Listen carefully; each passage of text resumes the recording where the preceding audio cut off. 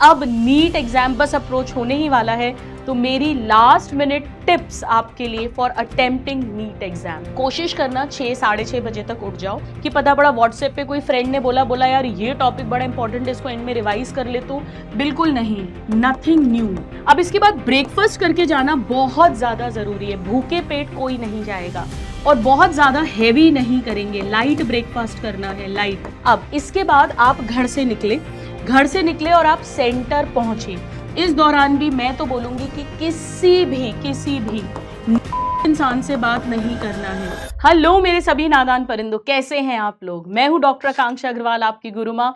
और अब NEET exam बस अप्रोच होने ही वाला है, तो मेरी लास्ट मिनट टिप्स आपके लिए फॉर अटेम्प्टिंग नीट एग्जाम।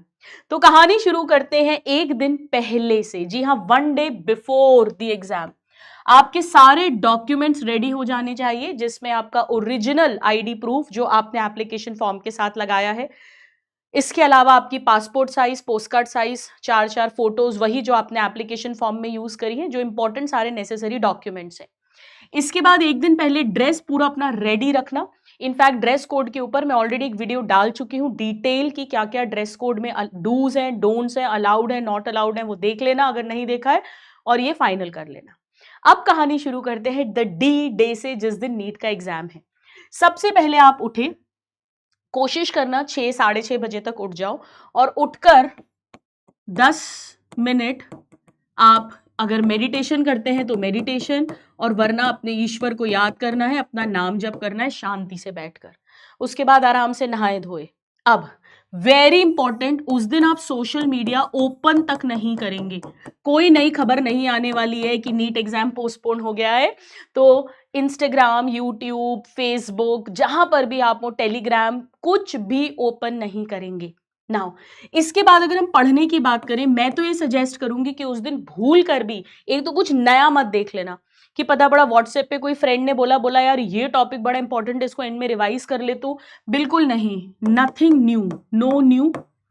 और मैं तो बोलूंगी कि आप उस दिन कुछ पढ़ो ही मत, आपने एक रात पहले तक पढ़ा है। हाँ, अगर आपके कोई हैंडआउट्स हैं, आपने कोई कुछ पेजेस बनाए हुए हैं जिसमें कोई फॉर्मूलेज लिखे हुए हैं, तो आप उन्हें रीड कर सकते हैं। अदरवाइज कुछ भी नया नहीं पढ़ना है, ज्यादा नहीं पढ़ने की जरूरत है। पर पूरा साल मेहनत करिए, हो जाएगा सब अच्छे से।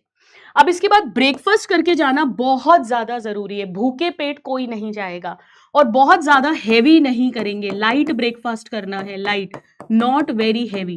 खूब सारे पूड़ी पराठे मत खा जाना, वरना फिर नींद आएगी। वैसे ही पेपर का टाइम 2 से 5 का ऐसा टाइम है कि फिर नींद आती है। तो थोड़ा ब्रेकफास्ट एकदम ऐसा भी नहीं कि स्किप ही कर दें, नहीं तो फिर एसिडिटी, वॉमिटिश फील होना, नौसिया, वो सब हो सकता है। पूरा दिन है आपके पास में क्योंकि अभी, बट बहुत हैवी भी नहीं करना है। अब इसके बाद आप घर से निकले और आप सेंटर पहुंचे। इस दौरान भी मैं तो बोलूंगी कि किसी भी नेगेटिव इंसान से बात नहीं करना है। Don't talk to any negative people, वो चाहे आपका कोई सो कॉल्ड फ्रेंड हो, कोई रिश्तेदार हो, किसी का भी फोन हो, आप बिल्कुल अवॉइड कर दो। बिल्कुल जो है उसको ऑफ कर दो, स्विच ऑफ कर दो, मत उठाओ, बुरे बन जाओ, जैसे भी मैनेज करो, बट डोंट टॉक। इस समय पर सबसे बढ़िया है अपना नाम जप करो, अपने ईश्वर को याद करो, अपने साथ रहो, सब याद आ जाएगा, डोंट वरी, पूरा साल पढ़ा है। सेंटर पर जाने के बाद भी ये बड़ा इंपॉर्टेंट है कि वहां पर किसी से बात नहीं करनी है। अपना चुपचाप खड़े रहो। अगर आपके पास कोई हैंडआउट्स हैं तो उसको पढ़ते रहो, वरना चुपचाप बैठे रहो, शांति से अपनी डीप ब्रीदिंग करो, नाम जप करो, शांत रहो। क्योंकि होगा क्या कि आपने किसी से बात की, उसने बोला तूने ये पढ़ा है क्या यार, अरे ये तो बहुत इंपॉर्टेंट है, और फिर आप पैनिक करोगे और उस पैनिक करने के कारण जो आता है वो भी भूलोगे। तो अपने साथ रहना है। अब क्लासरूम में जाने के बाद भी अपने रूम में आराम से अपनी बेंच पर आकर बैठ गए अपन, और मैं फिर वही कहूंगी, अपनी डीप ब्रीदिंग करी, चुपचाप नाम जप करते रहे, शांत रखो दिमाग को, क्योंकि ये बहुत जरूरी है। जो पेपर मिलने वाला है उस पर फुल कंसंट्रेशन के साथ, सिर्फ अपनी एनर्जी के साथ हम आगे बढ़े, अपनी और अपने ईश्वर की, ना कि किसी दूसरे की उधार ली हुई ऊर्जा से। अब इसके बाद आएगा आपका क्वेश्चन पेपर। अब बड़ा ध्यान से सुनिए बेटा, क्वेश्चन पेपर को देखते ही धड़ाधड़ शुरू नहीं कर देना सॉल्व करना। सबसे पहले पेपर को स्कैन करो। स्कैन का मतलब है पहले चेक करो कि सारे पेजेस हैं या नहीं। जी हाँ, ऐसा कई बार हुआ है कि जो क्वेश्चन की बुकलेट आई उसमें पता पड़ा एक पेज ही मिसिंग है, जिसमें 15 क्वेश्चंस थे, 8 क्वेश्चंस थे, वो पेज ही मिसिंग है। फिर आप बाद में अगर ये चीज बोलोगे तो ना तो इन्विजिलेटर कुछ कर पाएंगे और वो बहुत बड़ा केओस होगा। तो जैसे ही पेपर आएगा सबसे पहले एक बार बस इतना देख लो कि पेपर में सारे पेजेस हैं, यानी पूरे 180 क्वेश्चंस हैं या नहीं, सिर्फ इतना, क्वेश्चंस पढ़ने नहीं है। अब ओएमआर शीट मिलने पर ओएमआर की प्रॉपर फिलिंग करनी है। अब ये बहुत ज्यादा इंपॉर्टेंट है, मैंने इस पर भी एक वीडियो बनाया हुआ है, हाउ टू फिल ओएमआर आपके लिए। इसमें रोल नंबर, टेस्ट बुकलेट का नंबर, जो आपके क्वेश्चन पेपर का नंबर है, टेस्ट बुकलेट का कोड, ये सब बहुत केयरफुली भरना, क्योंकि यही ओएमआर शीट जो है ये कंप्यूटर पे स्कैन होगी। बाद में कोई चांस नहीं है कि आप कोई करेक्शन कर सके, और आपकी पूरे साल की मेहनत अगर रॉन्ग ओएमआर शीट भर गई तो वो गलत हो जाएगी। तो ओएमआर की अलग से एक वीडियो बना दिया है, उसको देख लेना। इसमें आपके फादर का नेम, मदर का नेम, आपका सिग्नेचर, वो सब running hand writing, normal hand writing में होगा, आपका लेफ्ट थंब का इंप्रेशन लगेगा, वो सब हमने बात कर ली। अब इसको भरना, इसको भरने में भले ही आपको 10 मिनट 12 मिनट लग जाए बेटा, ऐसा मत सोचना, क्योंकि अगर आपने पेपर भी सॉल्व कर लिया और ओएमआर ही नहीं भरी या गलत भर दी तो वो सब बर्बाद हो जाएगा। तो ओएमआर शांति से भर लेना। अब इसके बाद अपन पेपर स्टार्ट करेंगे। अब पेपर स्टार्ट कैसे करेंगे? सबसे पहले तो आप सब्जेक्ट का एक सीक्वेंस डिसाइड कर लोगे। ये ऑलरेडी आपका डिसाइडेड होगा, आई एम वेरी श्योर। आप पूरा साल से जो टेस्ट दे रहे हैं आपको आइडिया है। स्ट्रॉन्गेस्ट सब्जेक्ट से वीकेस्ट सब्जेक्ट की तरफ अपन जाएंगे, स्ट्रॉन्गेस्ट टू वीकेस्ट, है ना। जैसे सपोज करो अगर मैं हूं और मैंने सपोज जूलॉजी से शुरू करा, फिर बॉटनी, फिर केमिस्ट्री और सपोज फिर फिजिक्स लिया, तो ये आपका एक सीक्वेंस दिमाग में होना चाहिए। इससे क्या होता है, स्ट्रॉन्गेस्ट से स्टार्ट करते हैं तो धीरे धीरे कॉन्फिडेंस बढ़ेगा, क्योंकि उसमें क्वेश्चन ज्यादा आ रहे हैं। अब हम कैसे करेंगे क्वेश्चंस, एक्चुअली अटेम्प्ट कैसे करेंगे? देखो सपोज करो मैंने पहला क्वेश्चन पढ़ा, मैंने जूलॉजी का फर्स्ट क्वेश्चन पढ़ा। पढ़ना कैसे है, पहले मैं उसको ऐसे ऐसे ऐसे ऐसे पढ़ती जा रही हूँ। ये पढ़ा मैंने, रीड करा, और रीड कर कर मैं कीवर्ड्स जो हैं उन्हें अंडरलाइन या सर्कल करती जा रही हूं, जैसे इनकरेक्ट, नॉट करेक्ट, एनारोबिक या लैक्टिक एसिड फर्मेंटेशन। तो मैंने कीवर्ड्स को अंडरलाइन करा। कुछ कुछ सेंटर्स पर, क्वेश्चन पेपर पर सर्कल करने को मना कर देते हैं कुछ भी इन्विजिलेटर्स जो होते हैं, तो फिर कुछ कर नहीं सकते, बहस नहीं करना, लड़ना नहीं है, जो बोले हाँ कर देना, फिर दिमाग में इस चीज को रखना पड़ेगा।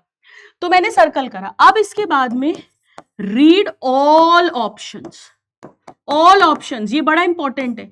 कई बार ऐसा होता है कि सेकंड ऑप्शन करेक्ट है पर थर्ड ऑप्शन मोर करेक्ट है, बेटर है, तो आप हमेशा आदत बनाओ सारे ऑप्शंस देखने की। तो सारे ऑप्शंस भी देख लिए। अब सपोज करो मुझे आता है, तो मैं क्या करूंगी, ओएमआर में वहां पर एक डॉट लगा दूंगी। ये मैंने ओएमआर फिलिंग वाला वीडियो देख लेना, उसमें बताया भी है। तो मैंने एक डॉट लगा दिया, पूरा अभी फिल नहीं करना है। अब ये करने के बाद में मैंने यहाँ पे टिक भी कर दिया क्वेश्चन पेपर के अंदर। सपोज करो सेकंड क्वेश्चन मुझे आता ही नहीं है, ना मैंने कभी इसके बारे में सुना है, मैं रिस्क लेना ही नहीं चाहती हूं, तो मैं यहाँ क्रॉस लगा दूंगी। सपोज थर्ड क्वेश्चन है, मैंने उसको पढ़ा समझा, लेकिन मुझे पक्का नहीं पता, मुझे बी और सी में से डाउट हो रहा है, तो मैं इसको गोला लगा दूंगी ऐसा। इसे बोलती हूं मैं टिक, क्रॉस और सर्कल मेथड। ये बहुत काम आता है, क्यों काम आता है अभी बताऊंगी। अब ये करने के बाद में मैं तो पर्सनली क्या करती थी हमेशा से, चाहे मेरी प्री पीजी हो, चाहे मेरा नीट का एग्जाम हो, AIPMT का, मैं 15 to 20 क्वेश्चंस के बाद में OMR भरती थी। लेकिन आप अगर चाहें तो सेक्शन के एंड में भी भर सकते हैं, है ना, 15 to 20 क्वेश्चंस के बाद या at end of one section, यानी जूलॉजी पूरा कर लिया फिर भर दी। अब ये बहुत ध्यान रखना, OMR हाथ के हाथ भी नहीं भरनी है, साइमल्टेनियसली मत भरना। कई बार ऐसा होता है कि हमें कंफर्म पता है पर वो ओवर एक्साइटमेंट में और एक्चुअली वो गलत निकला, वो हमें थोड़ी देर बाद क्लिक करा, और अगर आपने पहले ही OMR भर दी तो अब आप कुछ नहीं कर पाएंगे। कोई व्हाइटनर, इरेजर, डबल बबल ये सब नहीं चलता है।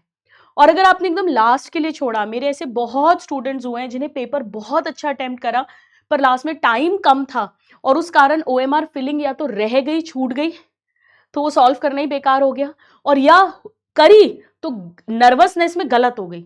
जैसे सेकंड वाला छोड़ा था, थर्ड वाले का सेकंड में लगा दिया, फोर्थ वाले का थर्ड में लगा दिया, पूरी OMR शीट गड़बड़ हो गई। तो OMR शीट ना साइमल्टेनियसली करनी है, ना at the end of the paper करनी है। या तो 15-20 क्वेश्चन के बाद करते जाओ, या एक सब्जेक्ट के बाद तो करनी ही करनी है। एक बात ध्यान रखो, अपने दिमाग को ट्रेन करो, भले ही 2 क्वेश्चन छूट जाए पर जितने आते हैं उनको अच्छे से पूरा OMR में प्रॉपर फिलिंग करनी है। कैसे करनी है उस वीडियो में बताया है। अब सपोज करो कि आपके क्वेश्चंस बन नहीं रहे हैं। मेरे खुद के साथ ऐसा हुआ था जब मैंने नीट का एग्जाम दिया था, मेरे से शुरू के 10 फिजिक्स के क्वेश्चन नहीं बने। मैं इतना नर्वस हो जाती अगर मैंने अपने आप को ट्रेन नहीं किया होता। कैसे भाई? देखो, मैं एक बात हमेशा बोलती हूं कि किसी भी क्वेश्चन पर 15, 20, 25 सेकंड से ज्यादा नहीं अटकना है। जी हां, अंत तक पेपर पढ़ना है। मुझे पता था कि मैंने इतनी अच्छी तैयारी की है, इतनी मेहनत की, और मेरी किस्मत इतनी बुरी नहीं होगी कि मुझे फिजिक्स के पूरे 45 क्वेश्चंस ही नहीं आए। 10 नहीं आ रहे ना, कोई बात नहीं, 11 से तो आएगा। और सच में आना शुरू हुआ, आता गया आता गया आता गया आता गया आता गया, मैं पेपर करती गई, और जो नहीं आ रहे थे उनको मैंने सर्कल मार ही दिया था। अब जब पूरा पेपर करने के बाद जब मैंने पेपर को रीविजिट किया दोबारा से, तो मैंने सर्कल वाले जब देखे, आप विश्वास नहीं करेंगे, बहुत सारे, मेरे तो सारे ही हो गए थे, आ जाएंगे। उसका रीजन ये है कि आपका प्रेशर हट चुका है, आप बाकी पेपर कर चुके हैं, अच्छे से पेपर जा चुका है, आपने उसकी OMR भर दिए, आप मेंटली रिलैक्स्ड हैं, नर्वस नहीं है। तो स्टूडेंट्स एक बात ध्यान रखो, हो सकता है शुरू के 10-15 क्वेश्चंस तक भी ना बने, पर 180 में से सब बनेंगे आगे। और जैसे जैसे क्वेश्चंस बनेंगे, कॉन्फिडेंस इंक्रीज होगा, नर्वसनेस रिड्यूस होगी, तो जो नहीं बन रहे थे ना वो भी आ जाएंगे क्वेश्चंस। तो एंड तक पेपर जरूर अटेम्प्ट करना है, और उसके लिए जरूरी है कि किसी भी क्वेश्चन पर 15, 20, 25 सेकंड से ज्यादा अटका नहीं जाए। ये बहुत इंपॉर्टेंट है। अब एक और बहुत आपके लिए टिप दूंगी मैं, रफ वर्क की। बेटा, रफ वर्क को रफ की तरह मत करना। कई बार ऐसा होता है कि स्पेशली रफ वर्क में जब हम कैलकुलेशंस करते हैं तो हमें ही नहीं समझ में आता, पता पड़ हमने ऐसे लिखा, हम 8 लिख रहे थे, वो दिख 6 जैसा रहा और अपन ने गलत आंसर लगा दिया। रफ वर्क आप जब भी करो, हमेशा एक बॉक्स बनाना है। 5 नंबर का क्वेश्चन है तो 5 लिखो, ढंग से काम करो, और जो भी डिजिट निकली है उसको थोड़ा तमीज से लिखो। ये बहुत इंपॉर्टेंट है। रफ वर्क फेयर वर्क की तरह करना, नीटली करना, कैलकुलेशंस बहुत ध्यान से करना, सारे ऑप्शंस को जरूर जरूर रीड करना। This is all very very important. तो बस यही है मेरी आपके लिए last minute tips. I hope ये टिप्स आपको हेल्प करेंगी।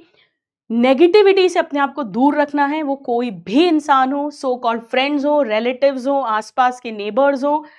अपनी पढ़ाई पर कॉन्फिडेंस रखो, आपने बहुत मेहनत करी है, सब अच्छा ही होगा।